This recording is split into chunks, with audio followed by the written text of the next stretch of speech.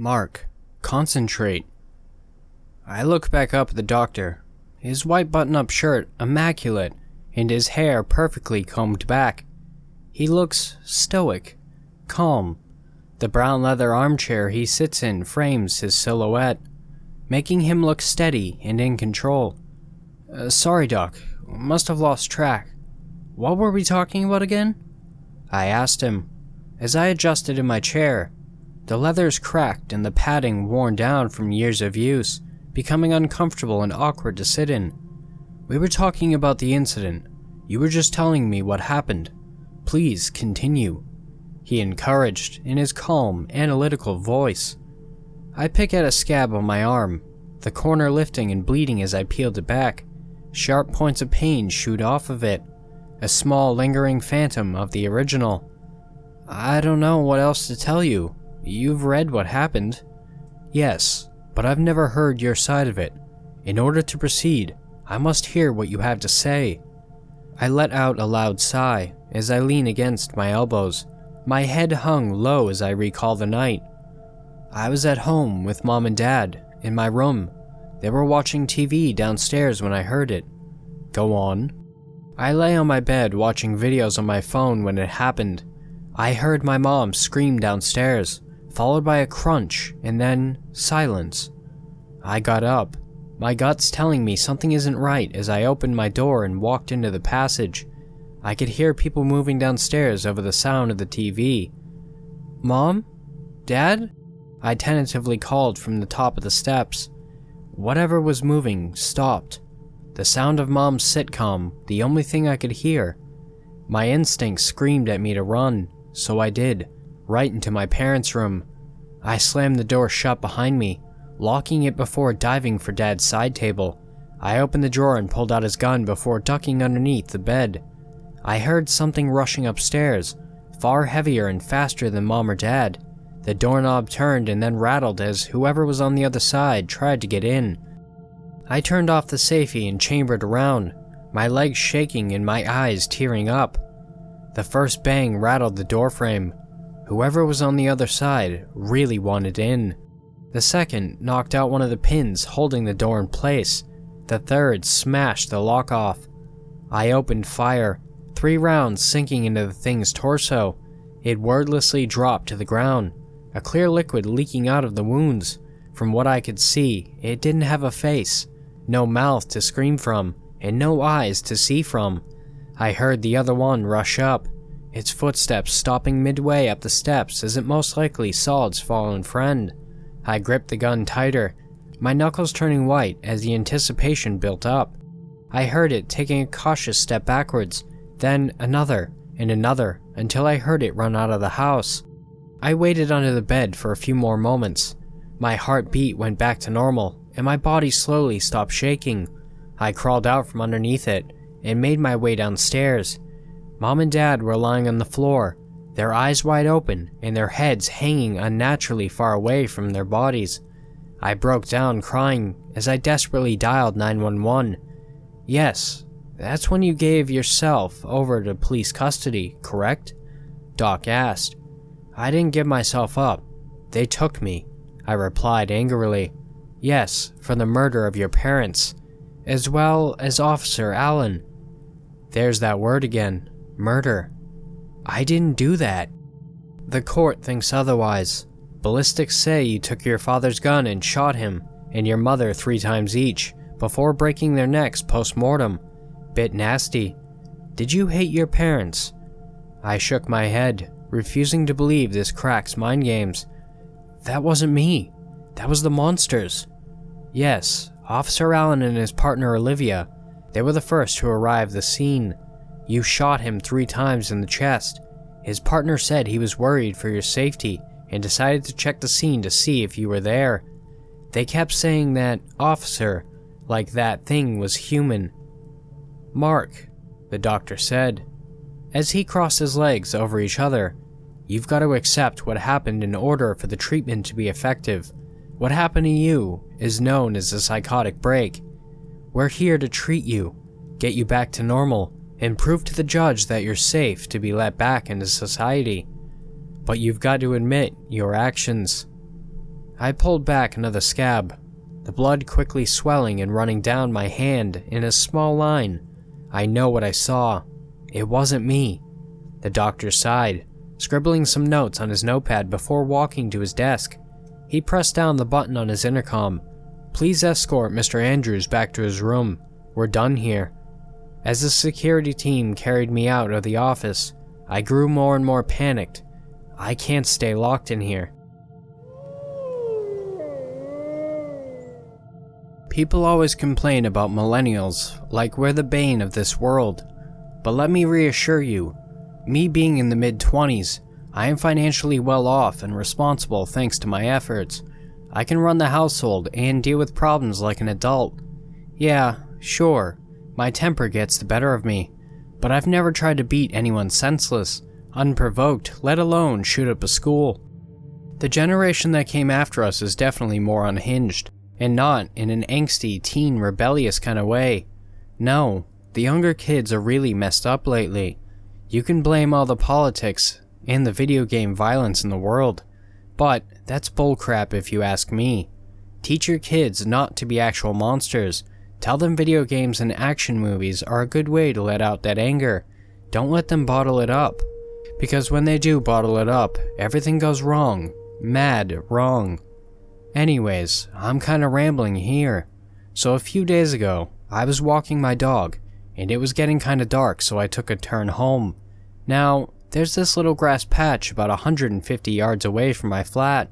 As I am passing through this little patch of grass, I noticed someone all curled up in a fetal position on it, all twisting and twitching with their backs to me. My dog, she didn't seem to be alarmed by the sight, but I was kinda baffled. So I approached the person, and when I was at arm's length, I noticed there's a massive red spot on the person's white hoodie. The sight of red worried me, and being a decent person, I crouched down and tapped the person on the back. "Hey, are you alright?" I asked as my heartbeat rose steadily while my dog was rolling in the grass as if nothing had happened. A teenage lad turned to face me, and by all that is sacred in this world, that face made me jump 3 feet backwards. I didn't expect this. I thought he might be wounded or something, but I was sure his torso was all messed up. Instead, I was greeted by a chap who had about 2/3 of his face torn off. His facial muscles were gleefully hanging on his skull for the whole world to see. "Holy crap!" I screamed out as the kid turned to me. "Yeah, all's good," the kid responded to me with a shaking tone in his voice. Your face," I mumbled due to the sheer surprise. My dog ran towards him and began licking his face. Don't, I called out to her. "It's just makeup, man. Don't worry," the kid reassured me, still visibly shaking. A wave of relief washed over me. Had this been the real deal? I doubt this kid could maintain his consciousness. I can't even imagine just how awful it feels to have one's face peeled off like that. "Is she adopted, or?" the kid asked me. "Yeah, she is. I got her from the shelter," I responded, thinking it was odd that he had asked me this question at a moment like this. "That's good. People don't seem to realize just how many animals are looking for a warm home, you know?" the kid remarked. "Huh, yeah," I responded, trying my best to hide my discomfort with him. The kid, he seemed way off to me, but not odd enough to alarm my dog. Usually, she barks at people who are the wrong type of person in the head. I don't know if she's a psychopath detector or something. Just knows who's a real bad guy, and she doesn't like them. Anyways, with this kid still shaking, as if he'd been through a tornado and now visibly trying to catch his breath, I asked him again, "Are you sure you're alright?"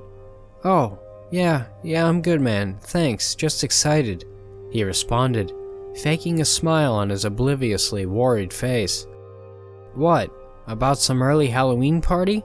I joked. "No," he said as he looked around, as if trying to detect something or someone. "I don't think I should talk about it, man," he continued. I leaned in close. "I've got friends in dark places. If you need help with something, I could help you, buddy." I was lying. I just wanted to know what this kid had gotten himself into. Clearly, something wasn't quite right with him. I do have a buddy that works in the local PD, so there's that. I don't, he stuttered. Listen, pal, I live there. I pointed at my place, and I'm alone at the moment, so if you need help, any kind, I can try to help you. I extend my arm towards him, and he took it. Alright, I guess, he muttered as I pulled him up back to his feet. Could you take that makeup thing off? It's bloody disturbing, I remarked as we made our way to my place. It was clear as day that this kid couldn't do anything to me. He was too shaky to walk straight, and his grip was outright pathetic. Armed with that, I took him home. Initially, there was no intention of doing anything to him, just wanted to make sure he could get home safely. He tore off his prosthetic skin with a pained yelp as we stood at my doorway and tossed it in the trash bin. Seemed like a decent kid. I was curious to find out what had happened to him. And with that, I sat him down in my kitchen and made him some coffee. He wouldn't stop shaking and his voice wouldn't stop quivering. I was sure something was really wrong with the kid, and he kept on reassuring me everything was fine. Are you sure you're alright? Yeah. You want me to call your parents or something? There was somewhat of a pause when I said that. His gaze, it went kinda blurry, and his eyes welled up a little. No, don't. The last thing I need is him around. Him? I asked. My sperm donor. I hate him. Tough father? I pressed on. Father, I wish. He's just an ass who likes to beat up those who are weaker than him. I hate him. Let's not talk about him, he retorted with some sting in his still quivering tone. Oh, I responded with pity. So, what happened to you if you're finally okay with letting me know? I pressed the issue. Oh, I gave some people at school what they deserved. I could almost hear the pride in his voice. A knot formed in my stomach as I began noticing the genuine smile forming on his face. What do you mean? I asked, slowly feeling myself lose my cool. Well, you see, all these bastards, they thought they have power because they have a bit more cash than me. They thought they could pick on me and abuse my friend and me.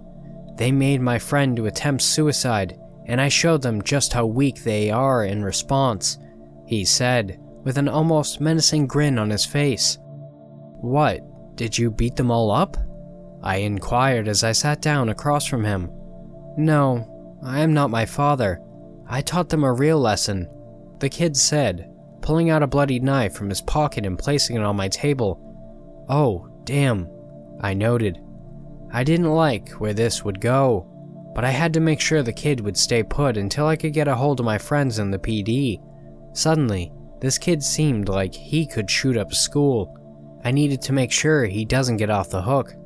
With this, but also with his gun, the kid continued. His gun? I asked. Sperm donors. It was useless, just like him. I got a few of those people and then it ran out of bullets, he said before further declaring. He'd throw in a good few punches and then get passed out, and everything that came after the few first ones wouldn't even hurt so much. Sometimes, I wish I could just repay him the favor, but I can't bring myself to. I can't do it. No matter how many opportunities I've had, I can't hurt the guy. You know what though?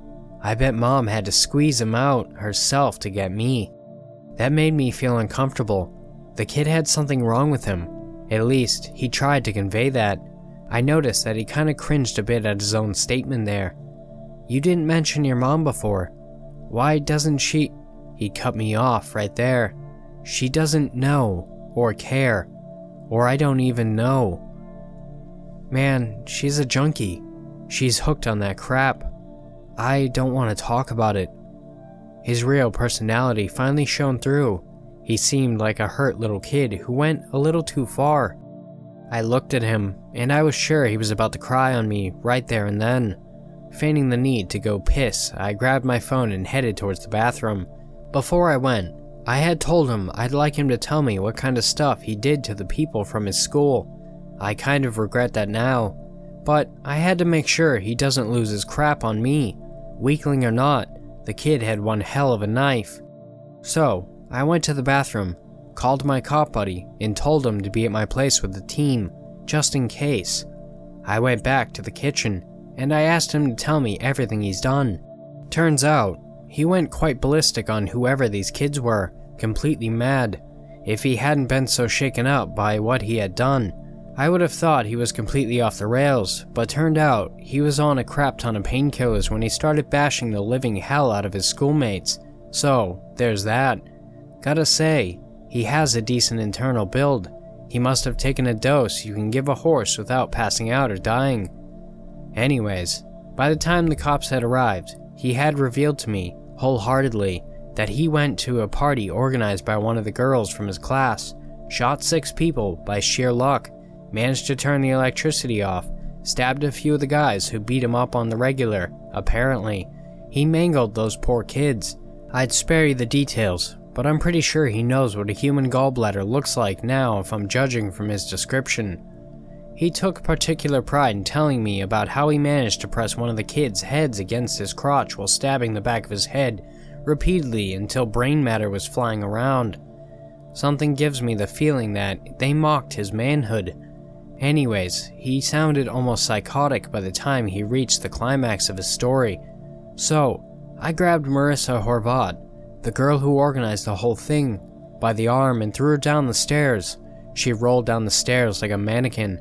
I always thought she looked like one after the 7th grader. Too much makeup.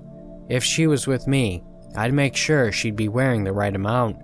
He was rambling about this girl with a certain sickness in his tone. Shame such a pretty body contains such a crappy personality. Doesn't matter now though. I have the best version of her in my memory, he continued. I dragged her by the hair to the bathroom and shoved her face down the toilet, telling her what a bad girl she is. It's like he was getting hard thinking about waterboarding this girl. She wouldn't stop resisting, so I had to bash her face in the toilet seat. I felt sick, and then against the wall. I swear I wanted to stop, but I couldn't. It felt too good to do that to this person. He snarled at this point, completely lost in some sort of twisted bliss. I was holding back, trying not to smash his face in, and then I just kicked the pulp that was her head until my knee started hurting. I was probably as red as a tomato with anger at this point, but I couldn't let that show. I'm glad he didn't notice, and I'm glad that I've held myself back from tearing his head off for what he said next. Do you think I should have, Cause I just bailed it out of there after I was done with her. I felt in heaven after she stopped moving. Man. So, I bailed it out of there. I was sure I was done. I was shaking with happiness, man. His voice trailed into the realm of zero confidence again. I didn't care that much though. This kid, he wasn't some victim. No, he was a brat who overstepped every boundary out there. I was interrupted. Luckily, by the flashing red and blue lights and the sirens of a police car making its way towards my yard. Crap! He screamed and scrambled for his knife. I stood at the other side of the table, smirking at him, knowing all too well that he'll be caught now no matter what happens. You're just one of them. You're just like them. I hate you. His voice squeaked as he charged towards me with a knife. Before he could do anything, however, he slipped on his own shoelaces and fell, face first, on the floor. The knife nearly flew into my face. I narrowly dodged it. I stood there for a few seconds, alternating my gaze between the knife, now stuck in my wall, and the kid laying on the floor. A surge of anger flowed through me suddenly, and I marched towards the kid. I was going to kick the living crap out of him, but stopped myself from doing that when I heard him sobbing. That's when the cops came knocking at my door. I told them to come in. Turns out, the kid broke his nose on the fall. They took the kid into custody. I'm sure you'll hear about him in a few days on the news. This little pest is a mass murderer. What has this world come to? I mean, my dog didn't even bother biting the guy, even after his knife nearly killed me. 38 years ago, my little sister, Adelaide, went missing. I remembered my last morning with her. She wore a floral blue dress, sitting crisscross on the chair, eating a bowl of cereal. Her golden curls bounced behind her back as she threw her head back, laughing at the cartoons on the TV. My mother kissed us goodbye and sent us off to school. I walked her to the bus stop, promising her that I'd paint her nails after school, and then I drove myself to my high school. I was an introverted and moody 17-year-old girl with a love for rock and roll and skateboarding, but I loved my sister more than anything. I was there for her more than my own parents ever were. When school ended, I drove home and walked to the bus stop. As usual, I waited and waited, but she never came. I ran home and called my parents, and they told me that she probably got picked up by one of our friends' moms. I called them too, and they claimed that she never went home with them. Later that night, when my parents came home, they blamed me for being irresponsible and not making sure she came home safely, even though I had no idea where she was. So, they called the police. After I had to tell them that a 12-year-old girl, let alone Adelaide, wouldn't just wander off with someone else without telling us, we filed a missing persons report and they sent her photo out. It was a long, hard 4 weeks. One night, I had a horrible nightmare about my sister. It was very short, but I could hear her blood-curdling screams and thick, red liquid splatter everywhere, her nails digging fiercely into the dirt as someone or some kind of animal was dragging her somewhere. I quickly jumped out of bed, where I was lying in a pool of sweat. I crept downstairs for a glass of water, when suddenly, I saw her. She was wearing her blue floral dress, but it was barely recognizable. It was soaked and clung to her fragile body frame, and was more red than blue. Her fingernails and toenails were dark black, almost like they were filled to the brim with dirt. She had deep purple marks on her ankles and wrist, and muddy knees. Her hair was wet and matted, smelly water dripping from the tangled knots hanging in her face. She slowly looked up towards me, mouth agape, with dirt streaks underneath her eyes and scratches on her neck. Her eyes, filmy and glazed over, had a pale white coating covering her irises. She limped forward. Each step she took made a sickening crack, her ankles twisting and contorting as she dragged herself forward. She reached out a sallow, pale finger and gently caressed my cheek. "I missed you," she gurgled. "Where are you?" I whispered, tears welling in my eyes. "Caroline, listen very carefully. David Finley, he lives next door. Latitude 63, 26, 453. Longitude 26, 808, 76. Distortion 4.94. Find me. I'm waiting." She spoke. I couldn't process what I was seeing or hearing, but her words were engraved in my brain. "Come back," I whispered. She smiled sadly and gave my hand a small squeeze. I reached forward to grab her hand and my fingers sliced through the air. She was gone. The next day, I grabbed my book bag and headed over to my neighbor's house, rage boiling in my stomach, but I forced myself to keep my cool. He wasn't home yet, so I opened a window and I dug around his living room and found a bloody knife hidden in a vase. I gasped and forced myself not to break down right then and there. He would be home any minute. I bolted out the window and waited for him to arrive home.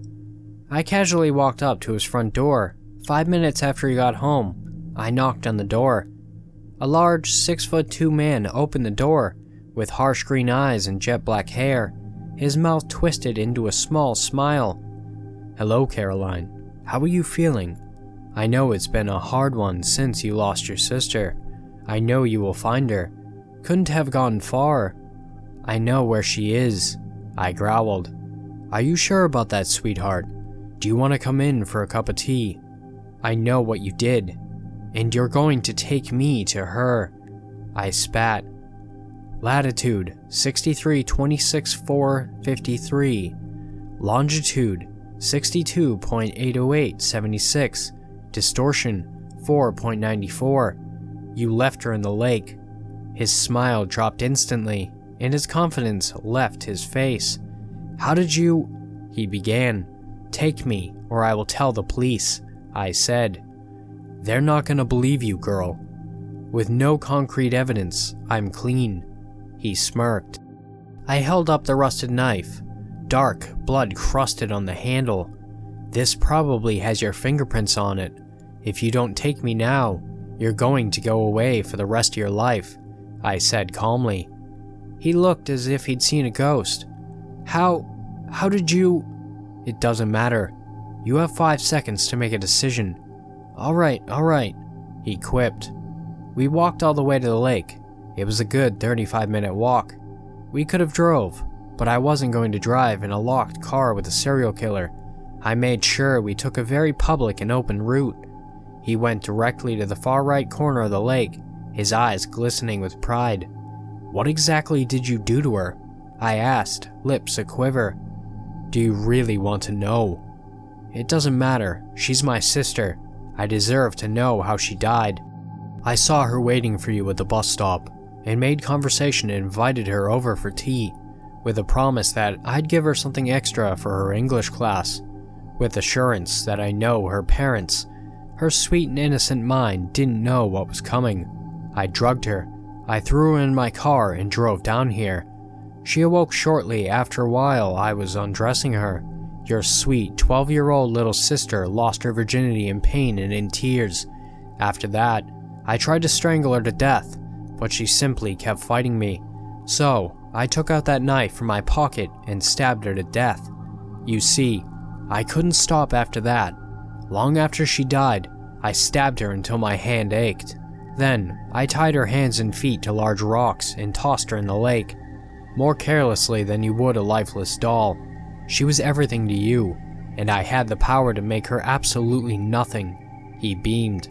Angry tears clouded my vision and stung rapidly. He sure as hell was an idiot for bringing an angry, wrathful girl to a secluded area with a knife in her hand. Hey now, I showed you where she is. What more do you want? He gulped. I want you dead. Her blood was on your hands, and now yours will be on mine, I yelled. He bolted up the hill, running erratically like a scared child, but his clumsiness had caused him to trip on a rock and tumble over, flat on his face. He yelped in pain and screamed about his foot.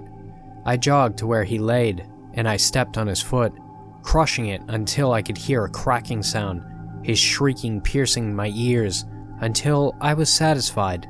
He looked up at me, desperate, needy, merciful, but he was not remorseful, not one bit. So long, I hope you burn in hell. And I raised the knife with shaking hands and thrusted it into his chest, over and over until it was an overkill. Blood covered my face and my clothes, the metallic taste seeping into my mouth. Once I was satisfied, I dragged his body back down to the lake. I secured the knife in his pocket, and I ran over to my book bag and took out the 4 bricks I brought along, and the rope, and tied them to his arms and feet. I pushed with all of my strength and might, seemingly forever, until he plunged into the lake. Panting heavily, I went into the portable toilets, and took out my towel and change of clothes. I ran all the way home, showered thoroughly, and burned my clothes and my book bag. My sister's remains were discovered, as was her killer's, but I'm not going to get into much detail. I'll just say that they caught her killer, but they didn't catch his. After a long few years of therapy, I learned to let her go. But in the dead of night, along with my thoughts, I thought she would come back. I dreamed she would. I waited days, weeks, months, years, but she never came back. She left, and she returned to help me catch her killer. She wouldn't have had a reason to come back, and I've learned to let her go and accept that she's gone for good. I loved and I lost, but I can't sleep knowing that her killer is rotting in a dark place. I am now a 55-year-old woman with 3 children and 2 grandchildren of my own. Every day I think of my sister, and I pray to the Lord that she's safe. No one knows my secret, not even my husband, and it's only between me and God. I hope it stays that way. Thanks for watching, Wolfpack. If you want to submit your story, my email and subreddit will be in the description below. And also, if you're not subscribed, please do if you want. And don't forget to like and comment as well. Have beautiful nightmares, and I will see you next time.